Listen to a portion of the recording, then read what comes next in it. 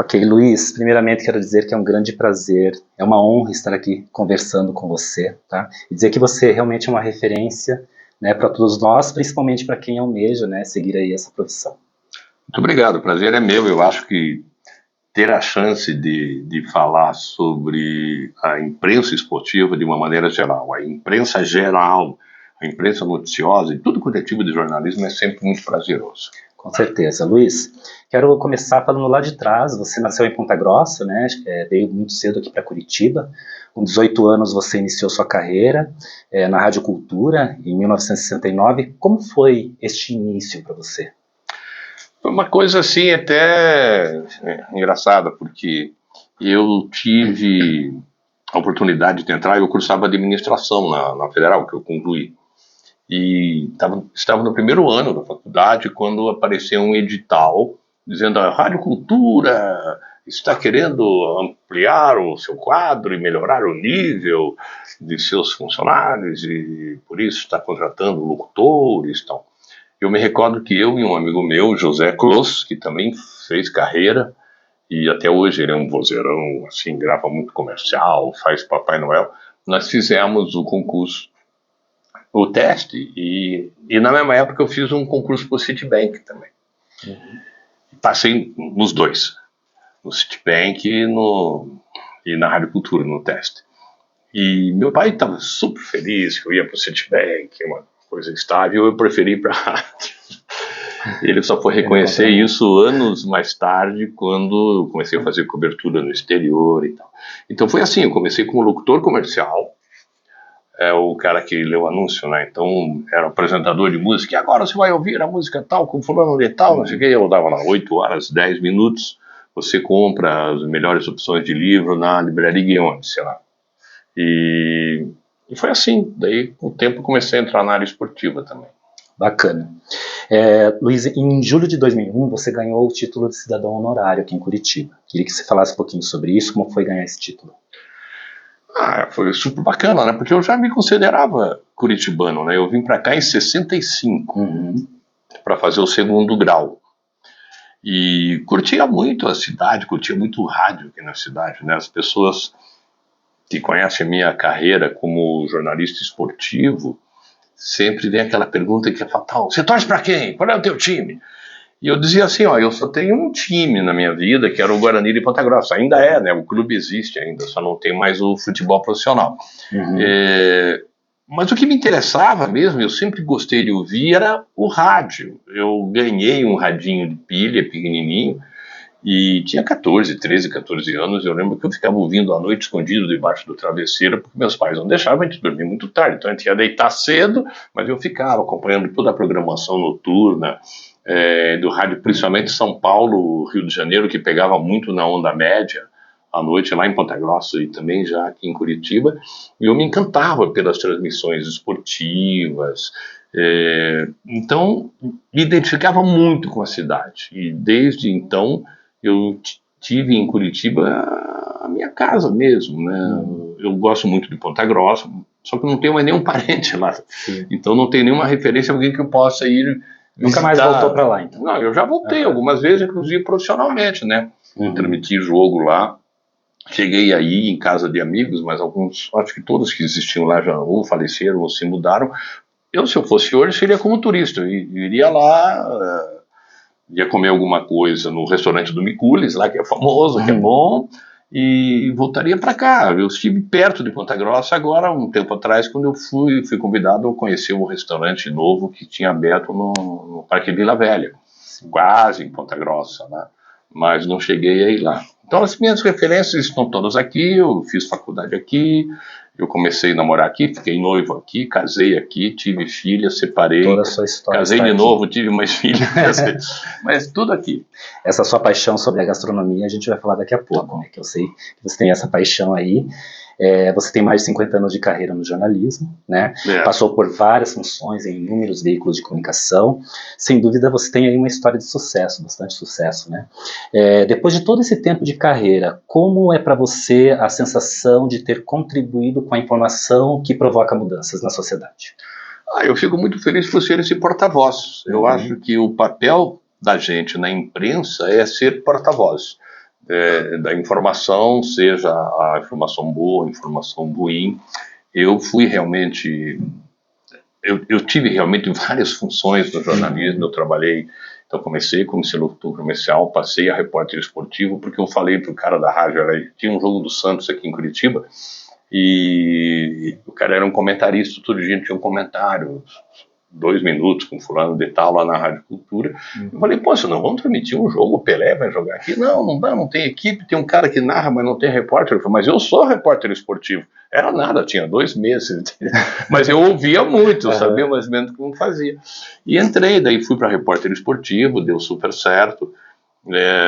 Logo depois eu estava em outra emissora, como eu falava inglês, falo, né, até hoje. Teve um amistoso aqui em 1970 de um time da Tchecoslováquia, que o CSKA, que veio jogar contra o Curitiba, e o capitão da Tchecoslováquia era o capitão da seleção tcheca. Aquele ano era a Copa do Mundo, o Brasil ia estrear contra a Tchecoslováquia. Era o Migas, o nome do jogador. Eu sei que o pessoal, meio de sacanagem, me escalou para cobrir o CSKA. Os repórteres aqui ficavam lá no Curitiba. Só que daí eu pedi para entrar e entrei falando inglês com o cara.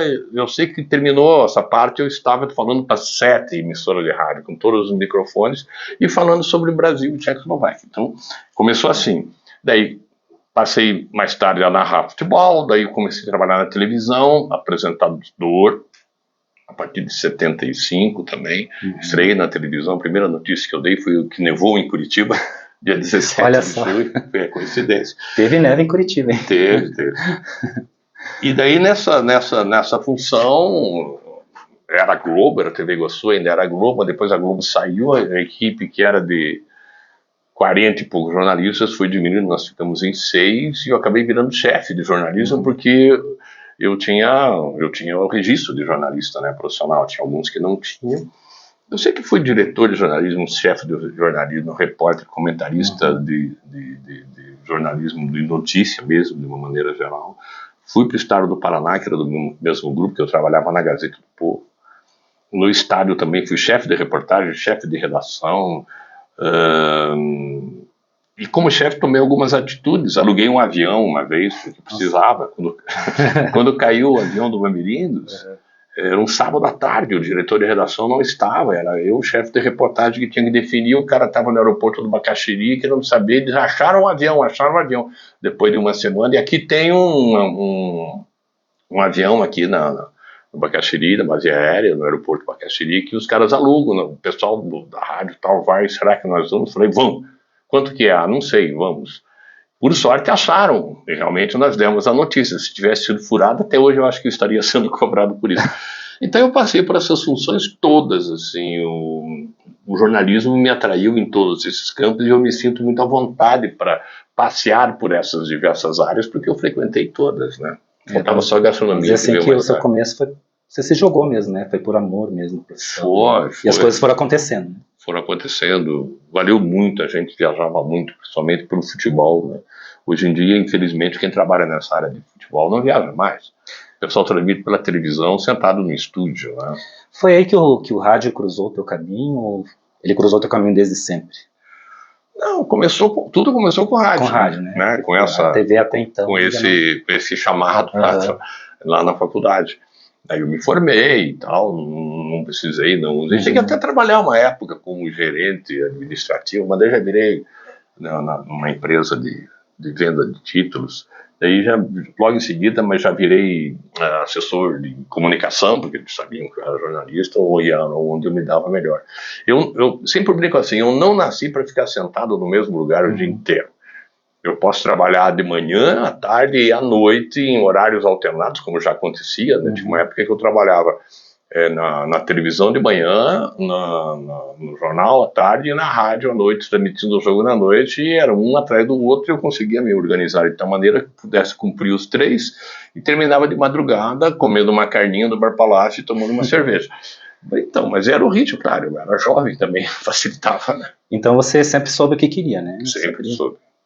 Não teve aquela dúvida, acho que eu quero ser advogado? Eu nunca tinha pensado em nada, assim. Primeiro, é por vocação mesmo, né? Meu pai queria que eu fosse engenheiro, o sonho dele. Meu pai era militar, né, de carreira. E ele gostava muito dessa área de exatas.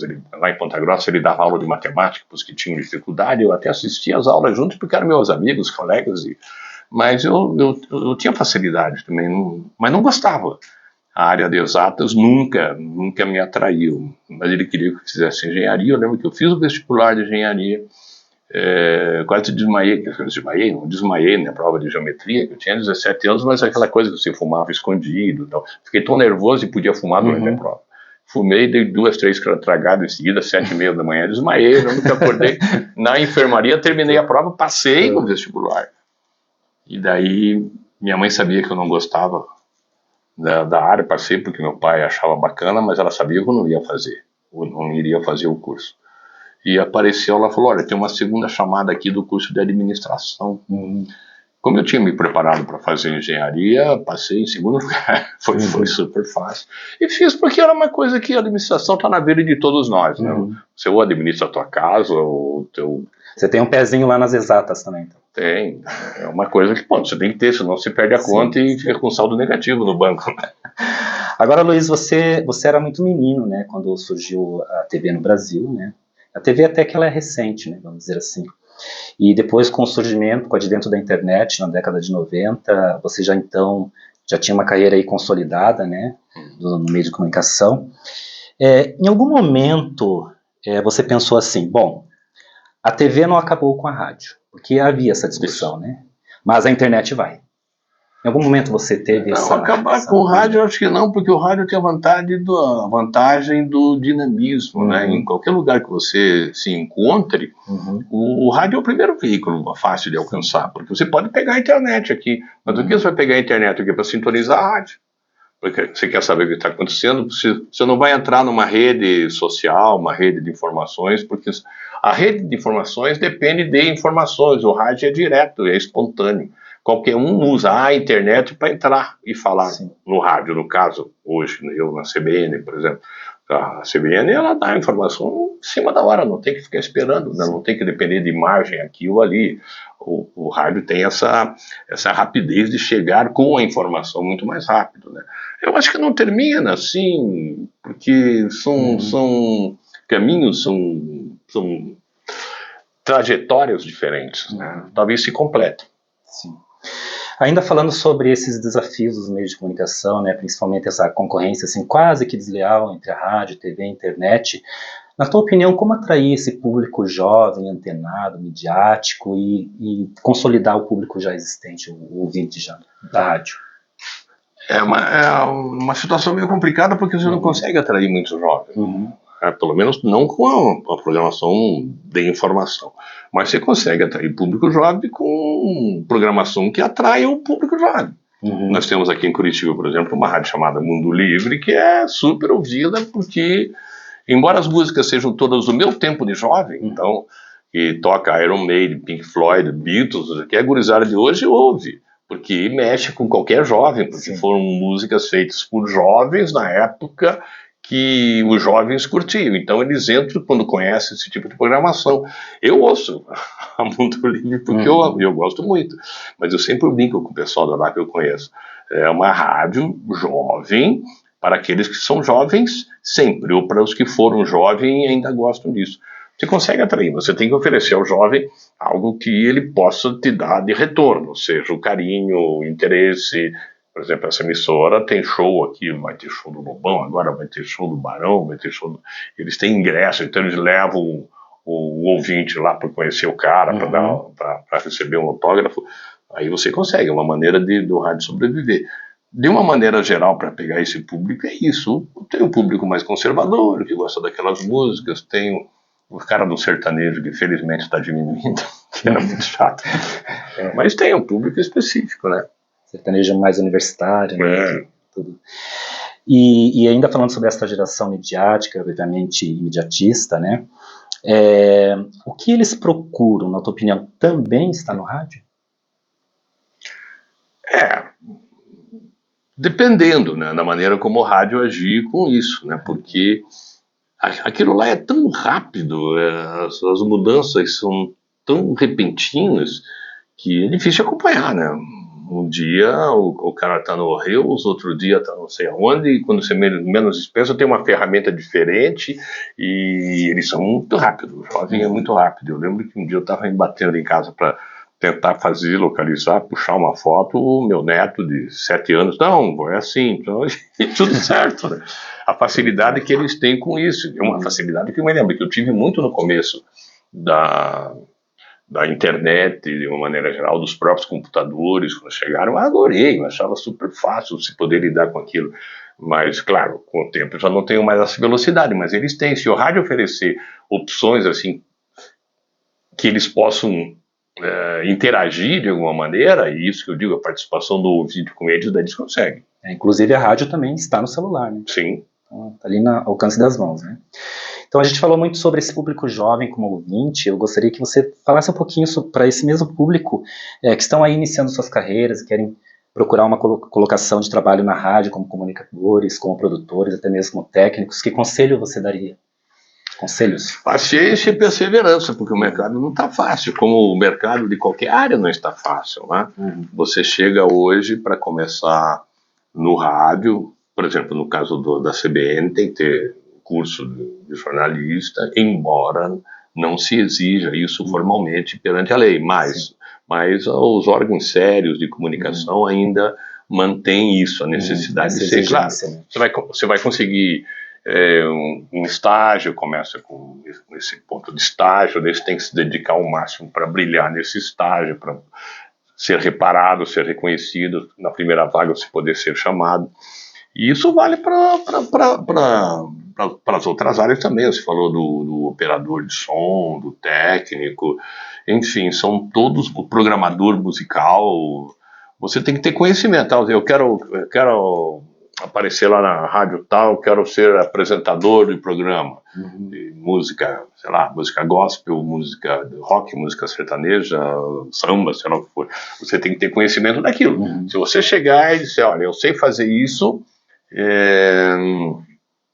e mostrar como você sabe fazer, claro, vai ter que ter alguns polimentos, mas com certeza o profissional que está à tua frente, possivelmente a pessoa que irá te contratar, ele vai saber que dali pode ter um futuro que vale a pena investir. Conhecimento, talento, mas também a técnica. A técnica é fundamental, acho que em todas as profissões, né? Luiz, agora eu gostaria de te perguntar um pouquinho sobre essa questão dos aparatos tecnológicos, né? Certamente, à medida que a modernização avançava, os aparelhos emissores também tiveram que se adequar, né? Passaram por uma modernização. Como foi para você se adequar a tudo isso, se adaptar? Bom, eu não precisei, né? Porque eu nunca fui do rádio, porque o rádio começou a ser o locutor, o apresentador passou a ser também a pessoa que punha a programação no ar, que já punha os botões, já punha a música, tirava a música, isso eu não cheguei a pegar. E em todos os momentos que eu trabalhei nessas áreas, sempre tem alguém que deixava um material preparado para mim. Claro que nas transmissões esportivas mais recentes, tanto pelo rádio quanto pela televisão, eu tinha o auxílio de um laptop aqui na frente, com um WhatsApp aberto, e o contato direto com o produtor, ou pelo fonezinho aqui, atenção, faltam 2 minutos, tem que chamar tal coisa, ou vindo pelo próprio WhatsApp, ó, tudo ok, pode pedir o gol do Flamengo, que nós já temos aqui e tal.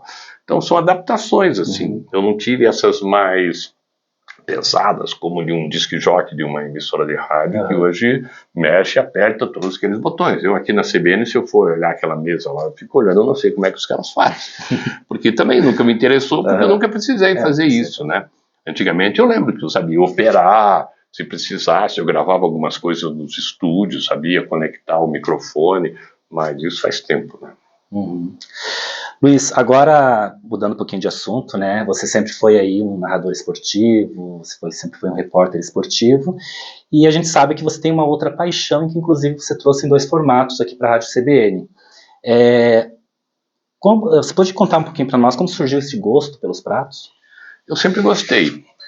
O rádio tem alguma coisa a ver com isso também, porque, como eu te disse, na época a gente viajava muito, não tinha transmissão de televisão. Então precisávamos fazer a cobertura de um jogo do Curitiba lá em Belém do Pará. Nós íamos para Belém. tinha o jogo do Atlético em Natal, ou em Maringá, ou no Mato Grosso, nós iríamos cobrir com certeza e íamos. E com isso comecei a provar comidas diferentes. Eu lembro que no Rio de Janeiro existe um restaurante até hoje que ficava no Leme, que nós íamos para poder comer lagosta. E a gente tinha um dinheiro de viagem até razoável, porque nós conseguimos pagar a lagosta, trazer a nota e ninguém reclamava. Eu acho que era uma diária boa. E eu fiquei apaixonado por lagosta e queria comer lagosta. Cheguei aqui em Curitiba, fui ver os preços, os restaurantes eram inviáveis pelo que eu ganhava, mas daí eu fui ao mercado municipal, vou tentar fazer, fui numa peixaria, o cara me explicou, faz assim, compra uma calda só, não é tão cara, realmente não era, mas tem que fazer cuidado, pode passar, pode ficar borrachudo, claro que ficou ruim, ficou dura, até eu começar a acertar, comecei a tentar fazer um pouco mais de técnica, e aprendi, daí fiz alguns cursos. Com o tempo passando, eu em cobertura das Copas do Mundo que eu fazia, mais pelo jornal, mas eu só fiz uma pela rádio, e 1h30, digamos assim, e às vezes na edição de domingo do jornal eu fazia alguns textos, algumas crônicas sobre aquilo, o local onde eu estava, um lugar diferente, uma cachoeira, um local turístico, sobre o que os caras comiam, o que eu achei legal. E comecei com o tempo a falar um pouco mais de comida, o pessoal da redação do jornal gostou, pô, explore mais esse lado, é bacana o que você faz e tal. Tanto que depois de um certo momento da Copa de 90, eu comecei a pedir pra gente ficar hospedado ou em apart-hotel ou alugar um apartamentinho, porque seria muito melhor a gente cozinhar, pegar o ingrediente local, tentar fazer uma comida, daí começou. Quando um dia me pediram para eu, você podia escrever mais, porque é bacana, você escreve bem, você cozinha, você sabe explicar e tal. Então ali por 97, por aí, 98, na Copa da França, já começou a sair mais matéria. Daí eu me empenhei lá na França mesmo, como a gente ficou bastante tempo, a cobertura de Copa do Mundo era quase 3 meses, né, 2 meses e meio. Eu vi lá num supermercado que fui fazer compra para fazer o almoço, o jantar, um anúncio da escola L'École du Bleu, que ia fazer um curso técnico básico, né? Porque os cursos deles são de 1 ano, 2 anos, né? Ia fazer 2 meses de técnicas básicas de verão. Agora está aqui no Brasil também, né? Claro. Chegou. E está vindo para Curitiba também. 2 meses, técnicas básicas, mas foi muito importante que eu cortava a cebola assim, os caras que mostraram que é do outro jeito, e comecei a interessar, porque eles tinham me convidado para escrever sobre gastronomia, mas eu só posso escrever sobre gastronomia se eu souber fazer, porque como é que eu vou falar da comida do chefe se não tenho a mínima ideia de como foi feita, né? Embora tenha muita gente que faça isso, também não tem ideia, só fala, maravilhoso e está tudo bem. E com isso eu aprendi, eu sei fazer, às vezes eu vejo o Celso Freire publica alguma coisa, eu falei, meu Deus, isso aí deve ser muito bom, vou tentar replicar com base naquilo que ele descreveu. Às vezes dá certo, às vezes dá errado. E com isso eu me senti com um lastro suficiente para começar a escrever, já são 25 anos, né? 27 anos. É isso que eu ia te perguntar, quem é a tua maior inspiração aí, nesse ramo da gastronomia? Olha, em termos de nome, que eu uso Anacreon de Tels, né? Em termos de nome, era um jornalista do Jornal do Brasil, que ele era editor de economia do JB, e ele escrevia sobre gastronomia, e ele usava o nome de Apicius. Apicius foi o primeiro crítico gastronômico que se tem conhecimento ainda da época do Império Romano. Há uns escritos daquela época que ele relata os grandes banquetes, né, o que se comia e tal. E para não ficar confuso, o mesmo editor de economia e escrever sobre gastronomia, ele usava esse pseudônimo. E eu também, eu tinha uma coluna de esportes no estado do Paraná e na Tribuna. Era conhecido por esporte, com o meu nome. Se eu for escrever sobre comida, sobre gastronomia, o que os caras iam pensar? Ou o jornal está sem dinheiro para contratar alguém, está fazendo ele acumular, ou ele quer pegar o cargo de todo mundo para poder tirar proveito. Daí nós criamos o Anacreon de Tels, que eu pesquisei bastante até descobrir. O Anacreon foi um poeta grego da Era Moderna e foi o primeiro poeta a escrever sobre o vinho. Então me chamou muito a atenção, eu falei, vou usar esse nome, se o cara usar o nome do Apicius, eu posso usar. No começo eu dava muita confusão, as pessoas me mandavam um e-mail, Anacreon de Tels, não sei o que, daí foi lá, querida Ana, que achava que era Anacreon, né? Mas com o tempo passou e foi crescendo assim, né? Conseguindo equilibrar bem as coisas, separar bem as coisas. Que bacana. Agora, Luiz, o que te fez migrar do esporte para a gastronomia, ainda nesse tema, né? Eu acho que talvez migrar não fosse a palavra mais apropriada, mas o que te fez mudar de áreas, assim, e o que eles têm em comum, no que eles diferem em termos de narrativa? Bom, a gastronomia e o esporte são dois setores bem distintos, assim, né? O que começou a me desencantar no esporte foi o fato de você não poder mais acompanhar, porque eu vivi uma época em que você ficava hospedado no mesmo hotel de uma delegação, fosse da seleção brasileira. A seleção vai jogar, por exemplo, na Finlândia, né? Eu fui lá. Ou na Irlanda, ou na Inglaterra, sei lá onde. E a gente ficava ou no mesmo hotel ou num hotel próximo. Se estivesse no hotel próximo, podia entrar no hotel da seleção. Daí você conversava. Eu lembro de uma viagem que foi em Frankfurt, Budapeste, tinha o Dirceuzinho, que jogava aqui, morreu depois, tinha o Dida, que tinha sido convocado, tinha acho que mais um jogador aqui paranaense. Então, assim, ela ficava conversando com esse pessoal, era informação, subsídio, olha, o Dirceu está aqui, era notícia. E com o tempo isso foi diminuindo, até a Copa de 94 ainda a gente conseguia ter contato com o pessoal, de 98 em diante já virou o que é hoje, o cara fica sentado atrás de uma mesa, o microfone, se pergunta lá de baixo, responde, não vê, não tem uma chance de ter uma conversa, tirar alguma coisa que não seja a informação oficial que o clube ou a seleção pretende dar. E com o tempo começou a piorar mais ainda, que com o advento da televisão transmitindo tudo, o pessoal de rádio começou a achar interessante que econômico não mandar uma equipe completa. Manda só o repórter lá para o campo, porque é muito mais em conta, transmite aqui pela televisão. E eu nunca consegui. Eu tentei, quer dizer, até conseguia, mas não era a mesma coisa, que eu sempre fui um cara muito descritivo para narrar futebol. Então está passando o jogo aqui, mas eu estou vendo o que está acontecendo do outro lado de cá do campo, que não está na imagem, eu tenho certeza, porque está longe da bola. E eu tinha aprendido uma vez com o Ayrton Cordeiro, que foi um grande narrador na época, que me deu a chance também de começar a narrar, foi meu padrinho de casamento. Ele dizia para mim, você tem que prestar atenção na jogada e não na bola. Então, se vai bater uma falta aqui, você não tem que ficar olhando o escanteio aqui, a bola. Olhe na área, porque você vai saber onde é que está o 2, onde é que está o 1, o 3, o 4. Se ficar no bolo e subir, você sabe que quem está naquele bolo é o número 4. E você vai acertar o gol. É importante você sempre dizer o nome de quem fez o gol antes que o pessoal descubra. E hoje não, hoje como é pela televisão, você não tem esse recurso. Então você vai ter, tanto que você ouve muito, olha o perigo na área e tal. Daí que você vai esperar o replay, uma imagem do cara comemorando para ver quem é. Isso me desagradava muito. Daí eu desisti com o tempo, né, que a própria televisão começou a fazer assim. No começo, quando eu estava narrando na televisão, eu ainda pedia o que eles chamam de imagem da câmera 1. A câmera 1 é aquela que fica o tempo todo só assim, acompanhando o que está na bola e o entorno da bola. Porque daí, quando para o lance com uma falta, por exemplo, daí o diretor de TV já corta, já mostra o torcedor vibrando, já mostra um outro detalhe, a lua bonita, ou o pôr do sol, mas eu estou vendo aqui, porque isso aqui é quase como se eu estivesse no campo. Mas depois acabaram com isso, daí eu achei que deu uma desencantada. Já não tinha mais a ver. A gastronomia estava me trazendo muito resultado legal. Até porque é bom a gente se reinventar, né? E foi bacana que eu conheci um outro mundo, assim, que é completamente diferente, né? O futebol cobrava muito com o passar do tempo, e com a internet, principalmente, começou a ter muita cobrança, as pessoas entraram muito na intimidade, todo mundo queria saber o time, e eu contava que eu tinha entrado no futebol, não era porque eu torcia, não, porque você torce pro Coxa, você torce pro Atlético, sabe? O atleticano sempre achava que eu torcia pro Coxa, o Coxa achava que eu torcia pro Atlético, porque qualquer crítica que você faça a um time, o cara se sente ofendido e acha que você torce para outro time. E isso começou a ficar chato, cobranças assim, nesse sentido, né? Tanto que muita gente começava a me perguntar, você é o Augusto Xavier? Eu falei, não, eu sou o Fernando, irmão dele. Meu irmão é muito parecido comigo. Muito parecido. Eu falei, não, sou eu, mas tem uma voz parecida. Meu pai também tinha voz assim. Então, não, e aquela velha conversinha, mas você torce para quem?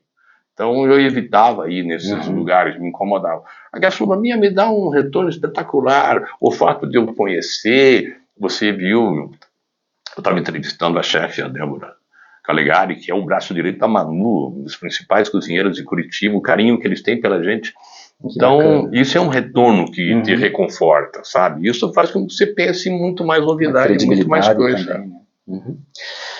Agora, Luiz, eu quero fazer uma brincadeirinha aqui, fazendo um trocadilho com esporte e pensando nessa real concorrência entre TV, rádio, internet. Se você pudesse colocar os 3 no pódio, que medalha você daria para a rádio?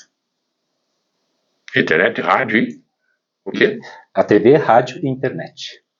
Qual medalha você daria para a rádio? Não, neste pódio? Eu colocaria por tudo que representou e representa ainda o rádio, até pela história que eu tenho, né? Se você pusesse o jornal, eu ia balançar.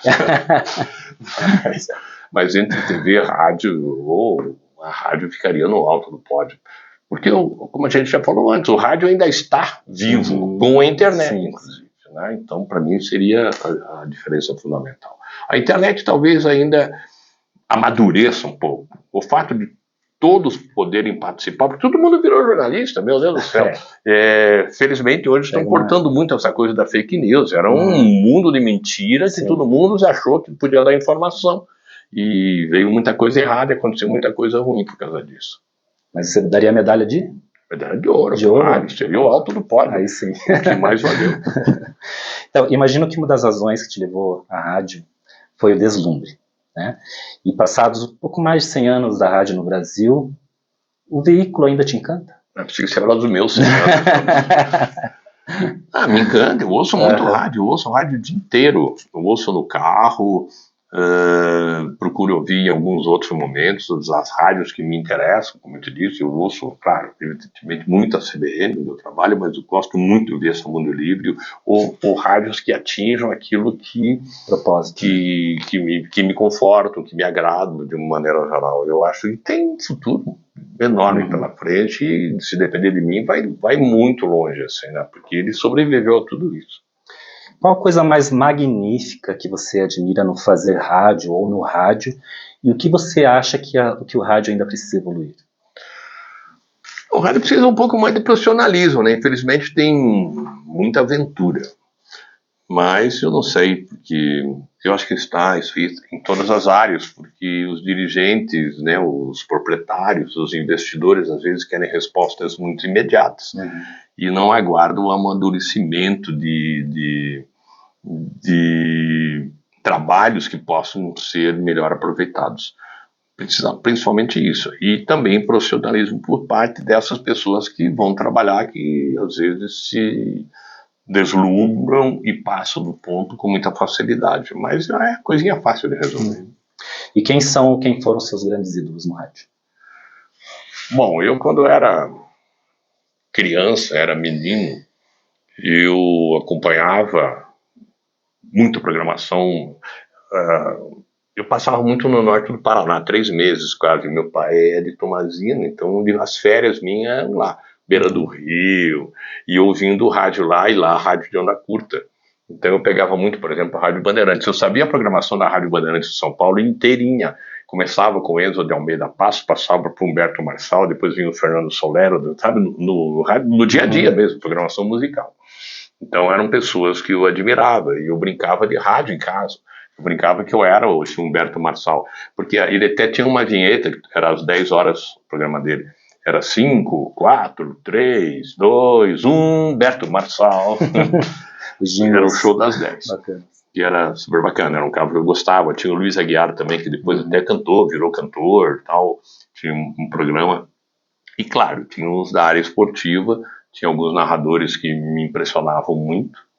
E embora eu gostasse mais do Rádio Carioca, que eu consegui ouvir aqui em Onda Média, do Alcei Camargo, Jorge Cury, Valdir Amaral, os caras que tem uma narração mais tranquila, tanto que o pessoal que é ligado nessa área, assim, eles me dizem que eu tenho uma narração muito mais lenta do que o paulista, que aquela correria assim, mas a minha escola é o rádio do Rio de Janeiro, né? Eu narrava assim, justamente para as pessoas começam a entender um pouco mais e não fica aquela coisa muito corrida.